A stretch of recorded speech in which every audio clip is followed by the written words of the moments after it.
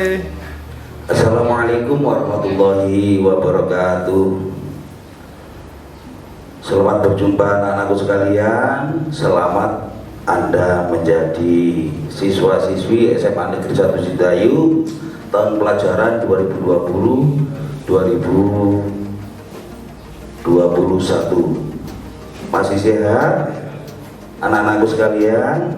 Di masa pandemi ini marilah kita sama-sama menjaga diri itu sebagai sebuah kewenangan Allah untuk berusaha, dan kita berdoa kepada Allah agar kita diberikan keselamatan, diberikan kesehatan, diberikan kebahagiaan di dini wa dunya wal akhirah. Anak-anakku sekalian yang berbahagia, pada kesempatan kali ini hari Jumat pada tanggal 17 Juli 2020 tepat jam 7 kita akan menyampaikan materi yang di sini ada temanya pendidikan karakter, toleransi beragama, budaya dan tata tertib sekolah, serta simulasi penyelesaian masalah. Kami perkenalkan dulu, saya perkenalkan diri, nama saya Abu Bakri. Saya berasal dari kota Surawiti, Kecamatan Panceng, Kabupaten Gresik. Saya juga salah satu guru di SMA Negeri 1 Sidayu. Baiklah anak-anakku sekalian, marilah kita ikuti materi ini dengan cermat dan dengan baik.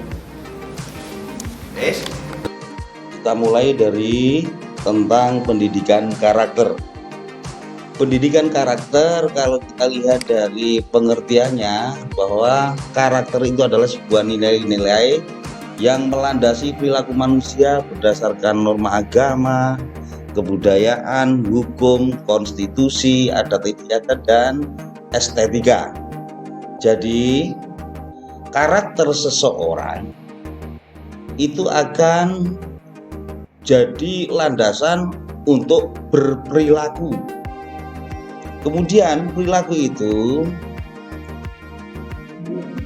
akan tercermin dari bagaimana dasarnya, yaitu adanya norma agama, norma budaya, hukum, adat istiadat, dan estetika di lingkungan kita masing-masing. Sehingga untuk pengertian pendidikan karakter, pendidikan karakter adalah suatu upaya yang terencana untuk menjadikan peserta didik mengenal, peduli, dan menginternalisasi nilai-nilai sehingga peserta didik berperilaku sebagai insan kamil. Jadi pendidikan karakter itu upaya kita yang sudah direncanakan untuk membentuk seseorang, dalam hal ini kalau di sekolah adalah peserta didik, mengenal, mengetahui, dan memahami serta peduli serta terhadap nilai-nilai, dan nilai-nilai itu sendiri terinternalisasi dalam diri peserta didik sehingga mereka memiliki perilaku sebagai seorang yang sempurna, atau dalam bahasa Arabnya insan kamil. Anak-anakku sekalian, pendidikan karakter itu merupakan sebuah sistem penanaman nilai. Karena di sekolah, maka penanaman nilai baik pengetahuan, kesadaran maupun kemauan serta tindakan untuk melaksanakan nilai-nilai tersebut terhadap Tuhan Yang Maha Esa, diri sendiri, sesama manusia, lingkungan maupun kebangsaan, sehingga menjadi insan yang sempurna. Kemudian yang berikutnya adalah aspek-aspek nilai.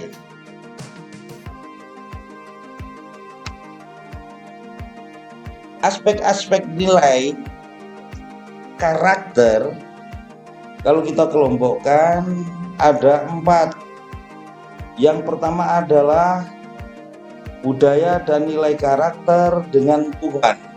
Ini teraplikasi di dalam sikap maupun tindakan seseorang yang bertakwa kepada Tuhan atau memiliki religiusitas di dalam kehidupan sehari-hari. Kemudian budaya dan karakter dengan diri sendiri.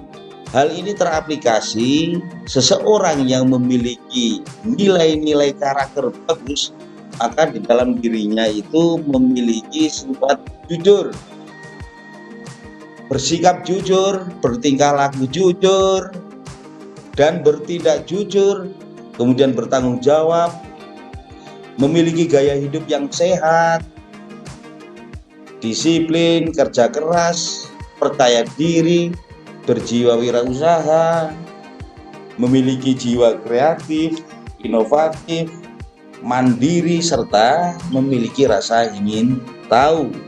Itu kalau budaya dan nilai karakter yang berada dalam diri sendiri. Kemudian yang berikutnya adalah budaya dan nilai karakter dengan sesama manusia dan lingkungan sekitarnya. Anak-anakku sekalian, di samping kita sebagai makhluk pribadi yang memiliki ciri khas yang berbeda dengan manusia yang lain, kita juga sebagai manusia yang memiliki hakikat makhluk sosial yang selalu berinteraksi dengan orang lain, membutuhkan orang lain, dan tidak bisa hidup sendiri tanpa orang lain. Oleh karenanya, perlu penanaman budaya serta nilai karakter dengan sesama manusia maupun dengan lingkungannya. Seorang manusia harus sadar akan hak dan kewajibannya. Kemudian, kenapa harus sadar hak dan kewajibannya? Karena manusia yang lain pun juga punya hak dan kewajiban, sehingga hak mereka tidak bertabrakan dengan hak orang lain, yang di situ ada kewajiban kita. Kemudian patuh kepada aturan-aturan sosial.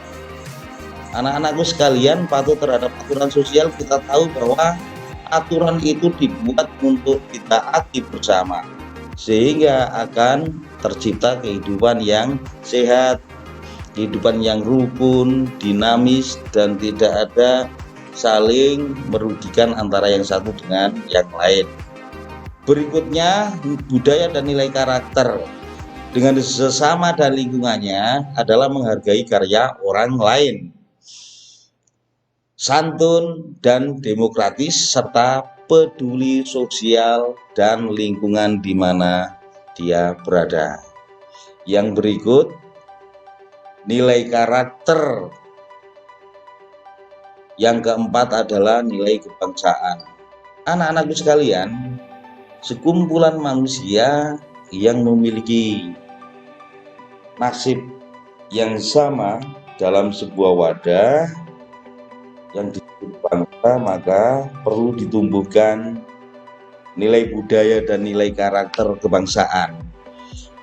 Nilai kebangsaan itu sendiri tercermin di dalam nasionalisme, yaitu sangat mencintai bangsanya, rela berkorban demi bangsanya, dan tetap menjaga bangsanya. Kemudian menghargai keberagaman. Apalagi anak-anakku sekalian, di Indonesia ini bermacam-macam, baik suku, bahasa, bangsa, agama, maupun potensi-potensi lingkungan di Indonesia beraneka ragam. Oleh karena itu dibutuhkan karakter menghargai keberagaman dan juga pemahaman terhadap budaya dan ekonomi bangsa. Yang berikut anak-anakku sekalian, ini kalau kita sudah tahu tadi, maka kita harus tahu aspek karakter yang unggul. Aspek karakter yang unggul itu harus ada parameternya. Di sini yang kita miliki, kita punya hati, kita punya pikiran, kita punya rasa, kita punya raga, maka agar menjadi manusia yang dalam ilmu kalian adalah siswa SMA Negeri 1 Sidayu, harus cerdas untuk hati, pikiran, rasa, dan raga. Bagaimana kita agar bisa cerdas? Yang otomatis kita nanti goalnya adalah menjadi seorang siswa yang unggul, maka kita punya hati harus kita olah. Mengolah hati itu yaitu dapat terwujud di dalam sikap kita beriman dan bertakwa kepada Tuhan Yang Maha Esa, jujur, amanah, adil, bertanggung jawab, berempati, berani mengambil resiko, pantang menyerah, rela berkorban, dan jiwa patriotik. Itu olah hati. Kemudian olah pikir, kita tahu bahwa kita ada di dalam kancah sekolah yang otomatis kita akan berlomba-lomba untuk menimba ilmu, mengolah pikiran kita agar kita bisa cerdas, kritis, kreatif, inovatif, ingin tahu, berpikir terbuka, produktif, berorientasi kepada ilmu pengetahuan dan teknologi, dan reflektif. Kemudian olah rasa, anak-anakku sekalian, manusia memiliki rasa, di mana rasa itu sendiri bagaimana tidak tersakiti, maka kita harus punya sikap ramah, saling menghargai, toleran, peduli, suka menolong, gotong royong, dan lain-lain. Kemudian olah raga. Raga kita butuh diolah. Kenapa butuh diolah? Dengan kita mengolah raga kita, maka kita akan mendapatkan sesuatu yang bersifat bersih. Kita bisa sehat, disiplin, sportif, tangguh, handal, bertahan, bersahabat, kooperatif, dan lain-lain. Apalagi di masa pandemi ini, anak-anakku sekalian, maka olahraga itu sangat dibutuhkan. Itu kalau kita menginginkan menjadi karakter yang unggul, maka harus kita mengolah hati, mengolah rasa, mengolah pikir, dan mengolah raga. Anak-anakku sekalian, pembentukan karakter itu memiliki tahapan-tahapan, di mana di situ ada keteladanan, pemberdayaan, pembudayaan, pembelajaran, serta penguatan. Lah, keteladanan, pemberdayaan, pembelajaran maupun pengetahuan itu harus diketahui dulu. Kemudian berikutnya, setelah kita tahu, maka kita harus lebih mendalam dengan memahami. Dan jika kita sudah paham, maka harus ada pembiasaan. Yang selanjutnya menjadi sebuah keyakinan untuk melakukannya sesuai dengan mengetahui, memahami, membiasakan, dan meyakini. Kalau sudah kita lakukan, baru kita mempertahankan. Dengan demikian, maka kita menjadi seorang manusia yang khususnya siswa SMA Negeri 1 Sidayu yang memiliki karakter terpuji. Baik anak-anakku sekalian, tadi saya beritahukan bahwa manusia itu secara kodrati sebagai makhluk Allah, makhluk pribadi, dan juga makhluk sosial. Sekolah ini merupakan pemberdayaan manusia-manusia untuk menjadi yang lebih baik. Oleh karena itu, maka dibutuhkanlah sebuah aturan-aturan yang harus kita taati bersama segenap warga SMA Negeri 1 Sidayu, khususnya siswa. Maka di situ ada tata tertib sekolah. Anak-anakku sekalian, tata tertib sekolah ini meliputi komponen sebagai berikut. Yang pertama adalah pakaian. Pakaian nanti diatur. Hari Senin harus memakai apa, kemudian kelengkapannya bagaimana, itu semuanya ada aturannya. kemudian kehadiran siswa, keikutsertaan mereka di dalam kegiatan belajar mengajar, serta kegiatan sekolah lainnya, dan pulang sekolah.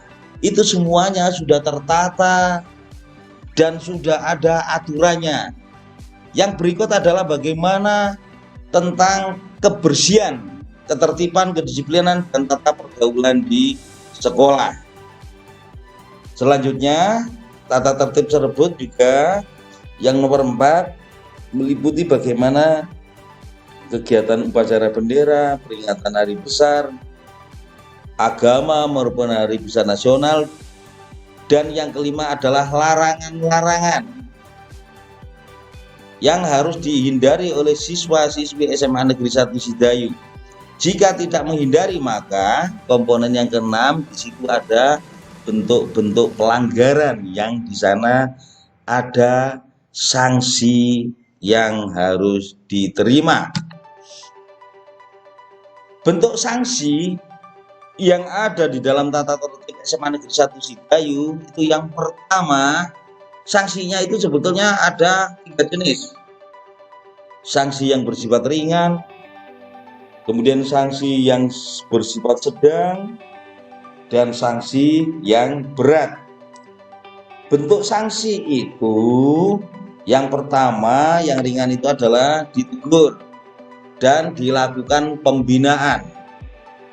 Anak-anakku, perlu diketahui bahwa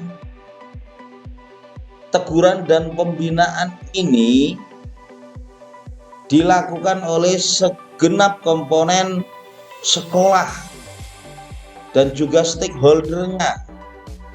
Di sekolah ini juga ada tim ketertiban. Nah, mereka lah, beliau-beliau itulah yang melaksanakannya, sanksi-sanksi yang ada. Itu yang pertama, teguran dan pembinaan. Kemudian yang kedua, pencatatan poin pelanggaran. Jadi kalau kalian melanggar, maka di situ ada poinnya. Entah itu 10 atau yang lain, tergantung dari beratnya pelanggaran yang dilakukan. Selanjutnya, yang ketiga adalah penugasan di bawah pengawasan wali kelas. Dan yang keempat adalah pemanggilan orang tua atau wali siswa. Dilanjutkan dengan yang kelima, jika sudah berat tidak diperkenankan masuk sekolah beberapa hari atau skorsing. Dan yang keenam, dikembalikan kepada orang tua. Anak-anakku sekalian, perlu diketahui seperti yang ada di layar ini, bahwa untuk poin jika kalian sudah sampai pada dari 10 sampai 35 itu peringatan pertama, dan di sini merupakan pelanggaran ringan. 36 sampai 55 merupakan peringatan kedua, itu juga termasuk pelanggaran ringan. Sedangkan yang pelanggaran sedang itu mulai dari 56 sampai 150 itu pelanggaran sedang. Kemudian yang pelanggaran berat, nih pelanggaran berat itu dari 151 sampai ke atas. Di sini terbagi, kalau memang 151 sampai 249 maka akan ada skorsing, dan jika 250 ke atas dikembalikan kepada orang tua. Anak-anakku sekalian, dibalah untuk materi selanjutnya adalah pemecahan masalah atau problem solving. Sebelumnya kita lihat gambar berikut ini. Anak-anakku sekalian, masalah itu terjadi kapan? Masalah akan terjadi jika keinginan kita, tujuan kita, cita-cita kita itu tidak sesuai dengan kenyataan yang ada. Saya ulang, keinginan, cita-cita maupun tujuan yang kita canangkan, kita rencanakan, itu kalau tidak terrealisasi maka di situ ada masalah. Ini bisa dipahami. Selanjutnya, masalah itu tidak harus kita hindari, tetapi kita pecahkan. Pemecahan masalah menurut Anderson adalah sebuah proses yang diawali dengan pengamatan perbedaan di antara suatu keadaan nyata dengan keadaan yang diinginkan, dilanjutkan dengan langkah-langkah untuk memperkecil atau menghilangkan perbedaan tersebut. Jadi seperti yang ada di dalam gambar, kita memiliki cita-cita, kemudian yang terjadi bagaimana, sesuaikah dengan apa yang menjadi keinginan kita. Dan itu butuh pemecahan masalah. Anak-anakku sekalian, langkah-langkah di dalam pemecahan masalah ini saya ambilkan yang simpel saja, yaitu ada 7 langkah. Yang pertama, pengenalan dan pendefinisian masalah. Masalahnya itu apa? Ini kita harus mengenal apa yang menjadi masalah sehingga keinginan kita tidak tercapai. Kemudian yang kedua, setelah kita tahu apa masalahnya, maka kita harus menentukan beberapa solusi alternatif. Kita diberikan Allah akal yang sehat untuk menghadapi berbagai macam hal yang ada di depan kita. Kita pun juga insya Allah semuanya memiliki solusi, dan solusi itu tidak hanya satu. Oleh karena itu, yang langkah kedua adalah solusi alternatif. Kemudian langkah ketiga, penentuan kriteria. Dari sekian alternatif ini, maka kita harus memilah. Kita pilih manakah yang paling mendekati untuk menyelesaikan masalah itu. Jika sudah kita pilih yang lebih bagus menurut kita untuk menyelesaikan masalah itu, maka kita langkah berikutnya memilih manakah yang paling tepat di antara yang tepat yang sudah ada. Kemudian langkah 4 adalah mengevaluasi solusi atau penyelesaian masalah itu. Kita evaluasi, jika kita memakai solusi A, maka kita evaluasi sehingga nanti akan muncul solusi alternatif. Itu langkah keempat. Kemudian yang kelima adalah pemilihan solusi alternatif terpilih. Di antara solusi-solusi itu manakah yang paling pas untuk menyelesaikan masalah itu yang kita pilih. Kemudian implementasi dari solusi alternatif tersebut. Jadi kalau kita sudah mempunyai solusi, maka kita harus mengimplementasikan atau melaksanakan solusi yang kita pilih itu. Baru yang berikut, mengevaluasi dari pelaksanaan solusi yang ada untuk menentukan diperolehnya solusi yang memuaskan. Anak-anak sekalian, dari solusi-solusi itu sebetulnya kalau kita melangkah step by step, maka insya Allah tidak ada masalah yang begitu berat. Kemudian yang tadi langkah pengenalan dan pengidentifikasian masalah itu ada faktor-faktor yang mengganggu identifikasi masalah, di mana identifikasi masalah ini, kalau ada masalah, maka tentu menunjukkan adanya gap antara keinginan dan kenyataan dengan usaha yang telah dilakukan. Oleh karenanya, faktor-faktor yang mengganggu identifikasi masalah, jadi kita kalau mengidentifikasi sebuah masalah itu ada faktor-faktor yang mempengaruhi. Di antaranya adalah persepsi kita terhadap masalah yang ada. Jadi adanya masalah itu, bagaimana penilaian kita terhadap masalah yang bersangkutan. Kemudian penetapan masalah dalam lingkup solusi. Dan yang terakhir adalah identifikasi masalah. Anak-anakku sekalian, tadi dari langkah-langkah itu ada langkah terakhir, yaitu evaluasi alternatif. Jadi alternatif yang kita implementasikan itu kita evaluasi. Yang pertama, alternatif yang sudah kita pilih itu dievaluasi lagi dan dibandingkan dengan objek atau kenyataan yang ada. Kemudian objek dari pengambilan keputusan setiap alternatif harus berupa hasil atau produk atau keluaran yang bersifat positif paling banyak dan akibat buruknya paling sedikit. Anak-anakku sekalian, demikian sekilas materi yang bisa saya sampaikan. Terima kasih. Jika ada pertanyaan maka nanti melalui via WA ataupun yang lain dari anak-anak ketua panitia. Oke, anak-anakku sekalian, demikian tadi presentasi dari tema yang kita simak bersama. Harapan kami, marilah dari tema itu, materi yang kita terima bersama itu dijadikan sebagai bahan kita untuk menapaki kehidupan kita, sehingga kita bisa berucap, bersikap, dan perilaku yang sesuai dengan tuntunan agama dan tidak bertentangan dengan negara. Sampai jumpa anak-anakku sekalian.